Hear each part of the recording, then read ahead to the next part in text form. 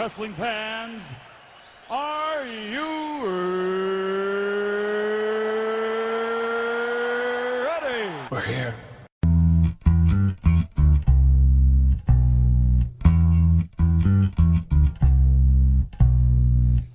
Welcome in, my friends, to the best wrestling show on the radio. The only wrestling show that's... What kind of crap is this? I'm in a freaking different studio. I'm not used to this studio. I want a better damn studio. I expect better treatment when I'm getting right now. BWO, what I tell you, since my man, the yes movement dominated at WrestleMania. Take that yes movement right up your ass. Have to eat crow today, my friend. How you doing, buddy? BWO for life. Respect it. For life, BWO, Bigg Jon, Magic Mike Mercado, and this is AM 1240 WSBC Chicago and AM 1470 WCFJ Chicago Heights, 87.9 FM in New Milford, Connecticut. Hello. And on Native Family Radio every Sunday morning. So here it is Windy City Wrestling Talk, baby! That's right, my man. You can follow us on Twitter at WC Wrestling Talk. Follow the big guy at BWO _Bigg Jon, BIGGJON. I'll tell you one thing. That is probably the funniest Twitter handle you have. Some of the stuff you put on there, hilarious. That has me riled up. WC Wrestling Talk on Twitter and also Windy City Wrestling Talk on Facebook. Go hit us up because I'll tell you what, the heel and the babyface, he ain't going to have much of a babyface. He keeps on saying yes in this damn studio because I'm going to knock it right off of him. But we actually have a Windy City Wrestling Championship belt. You'll see it on Twitter. We're excited. It's in the making, as a matter of fact. I will be carrying it all year long. I love how you assume you're going to be one holding it.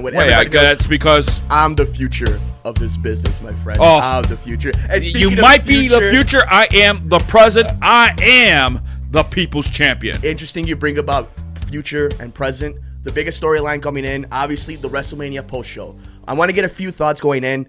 First of all, your thoughts on Undertaker's streak being broken.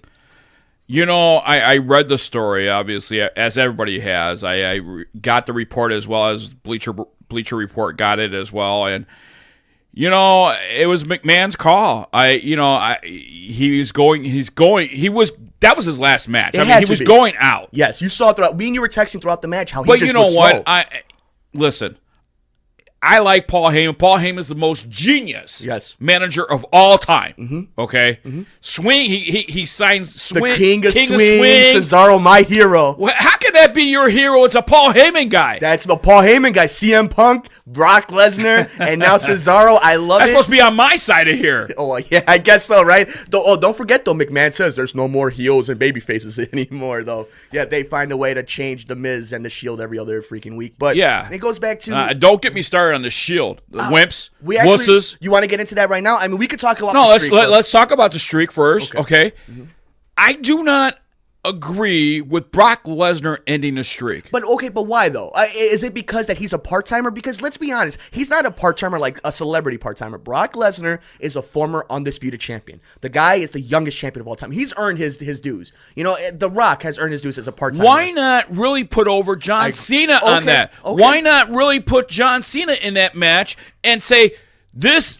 If he's really the face of the company, he's really your $1 million boy, your golden guy to go to, the guy that's going to lay the golden eggs for you in the next 10 years, why don't you have John Cena do that?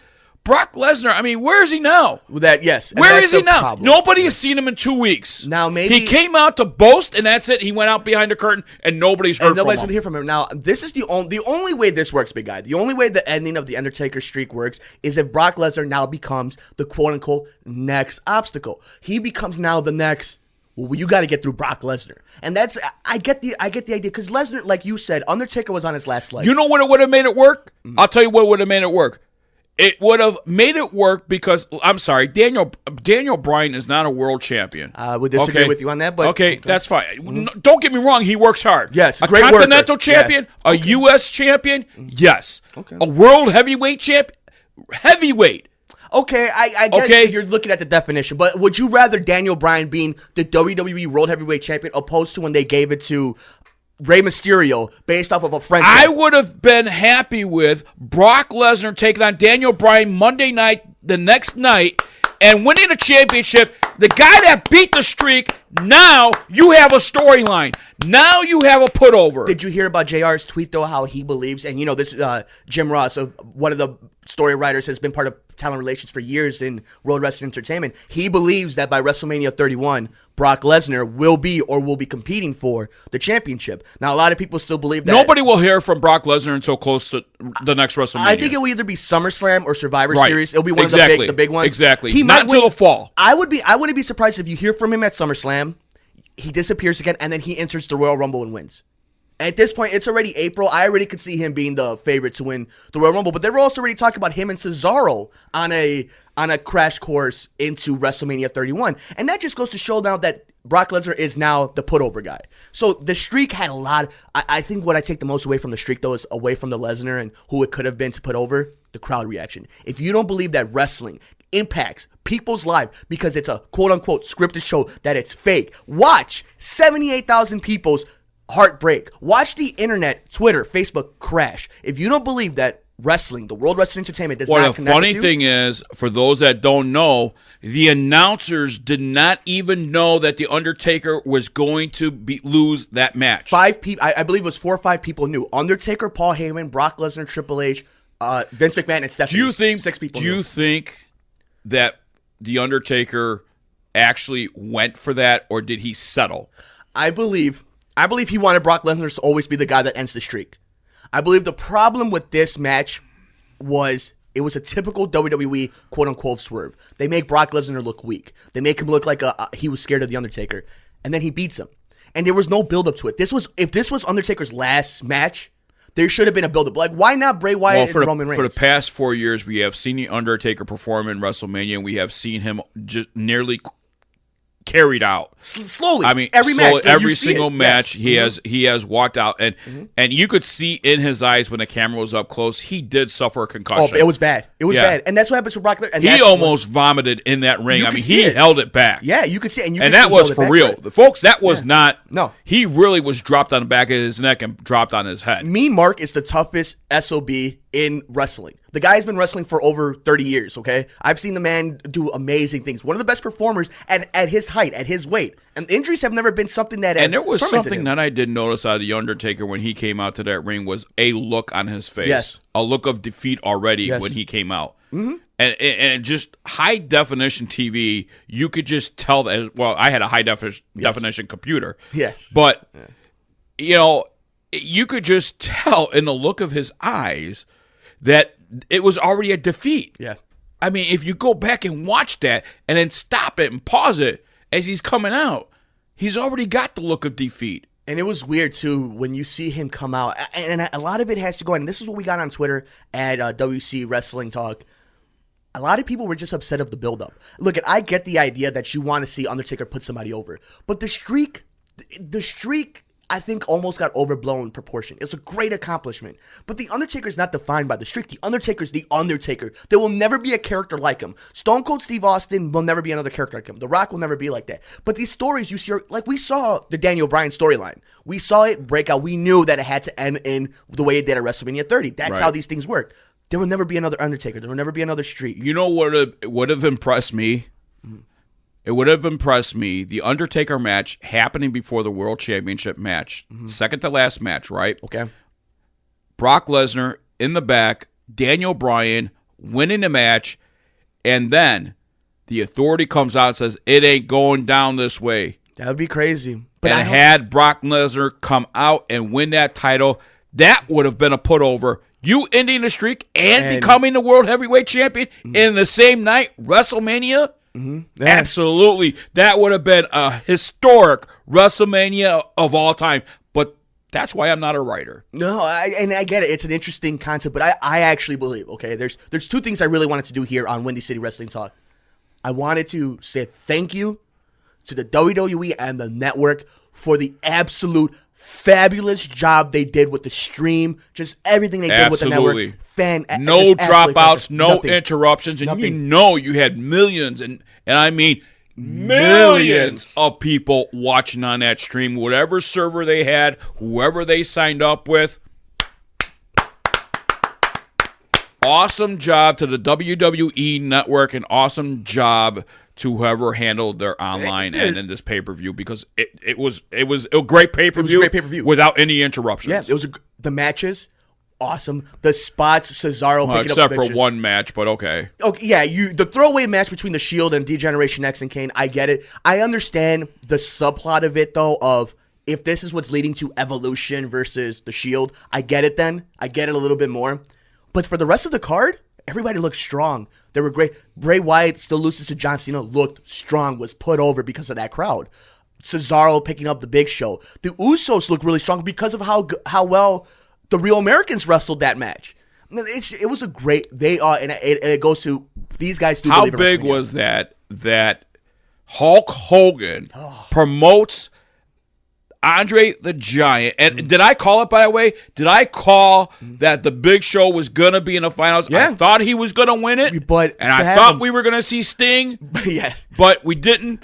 But he was in the finals. How big was that for Cesaro to pick up? Yep. The Giant, a real pickup. Yeah. You pick up a Big Show in the match that it honors, just as Hulk Hogan did to Andre the Giant. And it's funny because you had just left the studios when this match happened, and right away I get a phone call like, "Did you see that?" It was a WrestleMania moment at its finest. And to sum up WrestleMania just in general, for me, it was the night the WWE finally kind of changed guards. It's no longer this, we don't know where we're at anymore. And a lot of that had to do with they're surviving without CM Punk. They're surviving without John Cena holding the title. They're surviving without The Rock, Hogan, and these guys main eventing. They found the way, and a lot of credit goes to Triple H and Stephanie for creating NXT and for creating a true building ground. Like, I hate to give credit to WCW, but a better version of the power plant. By the way, two people going to be listening to this program want to give a big shout out to BG James. Oh, you don't know? You better call somebody. Hey, I still have not forgiven you, though, for coming to Chicago and not doing your catchphrase and saying Brooklyn's better. We got beef, homie. We got beef. And then Al Snow, going to be checking in on this program as well. But Snow, one of my guys. I also want to give a shout out to Shimmer Wrestling that added us over on Twitter. A big shout out to them, and good luck to those guys. David Hero from Great Lakes Championship Wrestling. There you go. I want to say hello to him and Damian Nelson as well, and those guys are really rocking it up north. So, and I love the work that they're doing with all the foundation. So to find cystic fibrosis cure. Man, yes, all the time. You can count on this program to help you out with that. And by the way, be sure to follow Super Friends for a Cure on Twitter for cystic fibrosis. You'll find us. You'll find them on our Twitter as well. So, and my good friend David Hero heading that up. So follow us at WC Wrestling Talk, and they'll be able to take care of you guys there. It's some great stuff. That's what I love about this community. That's what I loved about the show. Not only to the fact that us being friends, we get to talk about wrestling and we get to hit these communities and all these great different networks and all these stations and whatnot, but people care. People really care about wrestling. I mean, just in fact, TNA. For example, we didn't get to talk about TNA the last time that we were here, but they just crowned a new champion. That was a big deal. Now, a lot of people will argue and tell you that they're trying to steal the WWE's model by putting a smaller guy. Did you watch this past Thursday's TNA where Dixie Carter came out and actually threw a low blow to WWE with this beard? I created this beard. I should sue somebody for stealing my idea. Yeah, okay. Talking about the WWE Eric Young with his beard and stuff, and that's another guy. I mean, here you have two bearded champions. Okay, tell me that TNA, once Daniel Bryan won that championship, TNA didn't say, Eric Young, you're going to be our champion. And look, I like EY. I think EY is an entertainer. I think he has a show on Animal Planet. Again, he is not a world champion caliber.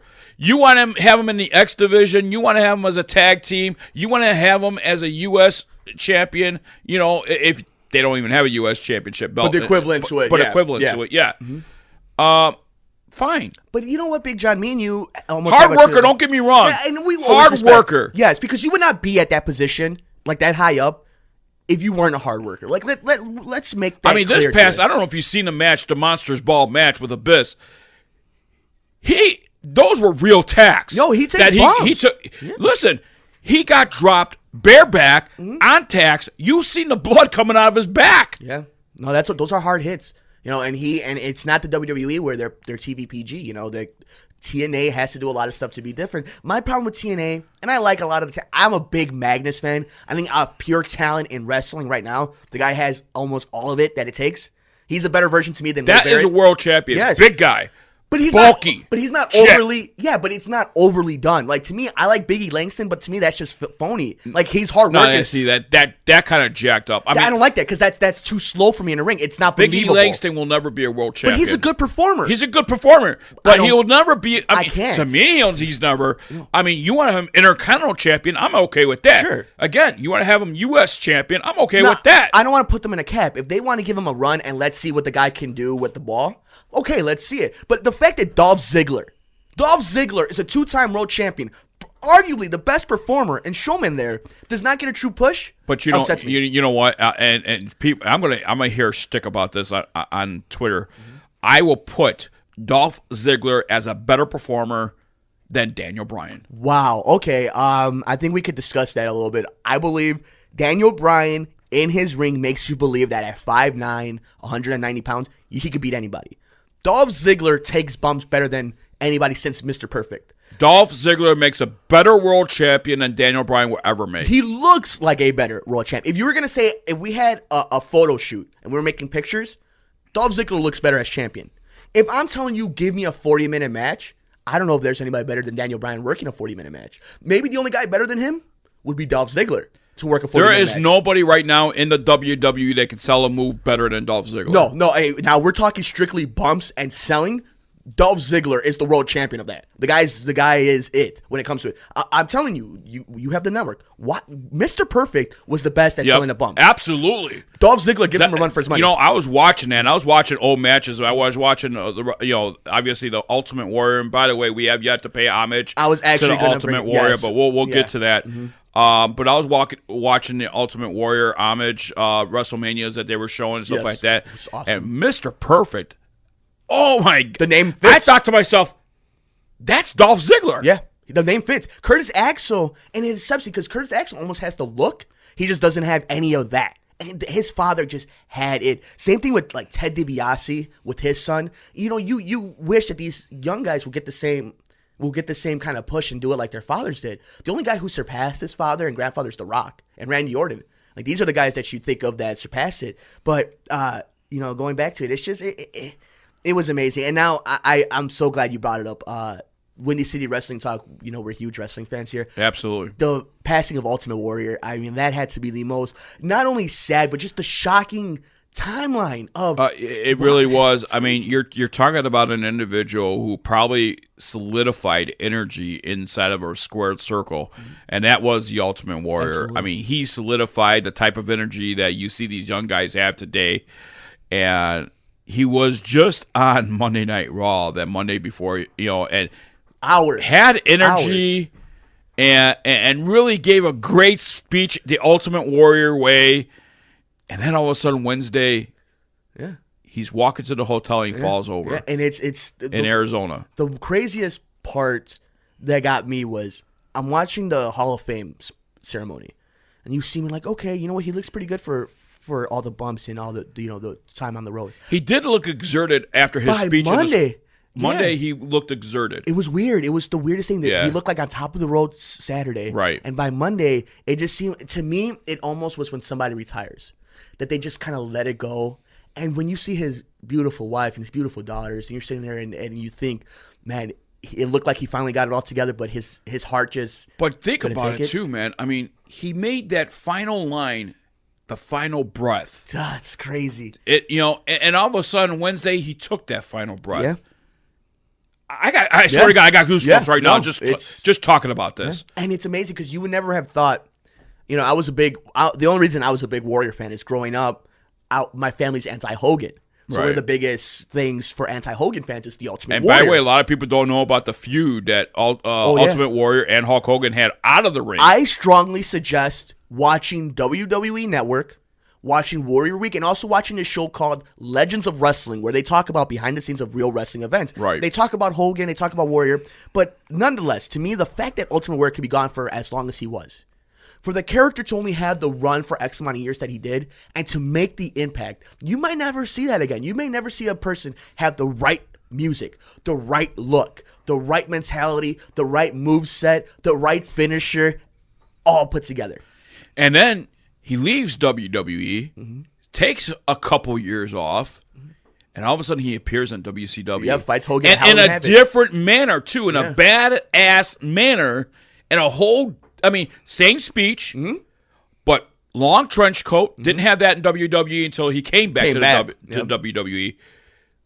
Trench coat, a thicker mask as far as the paint goes on his, what you call it. And just a whole with the smoke and everything else inside the ring, and he poof disappears, and incredible. Absolutely. So I want to just say, for everybody who follows us on Twitter at WC Wrestling Talk, let us know, what was your favorite Ultimate Warrior moment? I think what we should do this week, we should post different YouTube videos to our Twitter about different Ultimate Warrior moments. I think that's great. Do you have a Ultimate Warrior moment that sticks out to you? You know what? I do. And it was when he dissected the NWO in WCW. Yeah, that's pretty cool. I remember him as a kid in WWE, don't get me wrong. I didn't appreciate it as much as I did when he was with WCW, because I was in more or less my teenage, young adult years where I was appreciating the entertainment factor of wrestling. I would say mine would be, and I only learned this now because of the network, it's a promo he cuts with Jake the Snake Roberts. And it ends up being he goes into a little room full of snakes, and a cobra bites him, and then the Undertaker kidnaps him. So you have Jake the Snake Roberts, the Undertaker, and Ultimate Warrior all in one promo, and it's the most 90s nostalgic, crazy out of the world I don't even promo. remember that. I'm going to look that up. Look it up on the network. It is one of the most brilliant 2 minutes ever, and it's some of the greatest characters. I think I remember him getting bitten by a snake. Yeah. I didn't remember it was a cobra. Because remember, Macho Man got bit, but now when Macho Man and Jake the Snake were in a rivalry, but this one was a promo, and they're in this little dungeon in the basement. It's just one of the greatest these old-time matches. It was WrestleMania, or it might have been SummerSlam. I was watching the American Dream, Dusty Rhodes, come out, and it was a mixed tag match with Macho Man Randy Savage, and that's when he had I can't remember her name now. Elizabeth? No, Elizabeth actually came out later on to support Dusty Rhodes. Whoa. So who would he have? Was it Sherry? Sherry, okay. Sensational Sherry. Yeah, okay. And it was, you should see his Macho Man's face, like, oh my God, I can't believe it. I love the whole Elizabeth Elizabeth came in the ring and slapped Sherry in the face. Oh, it was great. Those are the greatest. Big Guy, can you believe it? We're already done. Every time we do a show like this, right when we start getting rolling, we have to end the show. It's just like wrestling, right? It's like when we get one good commercial and then Michael Cole takes us to a commercial. I just want to cover one thing, and I'll spend really quick on this. Yeah. On Twitter and on Facebook, somebody, I think his name is Zach.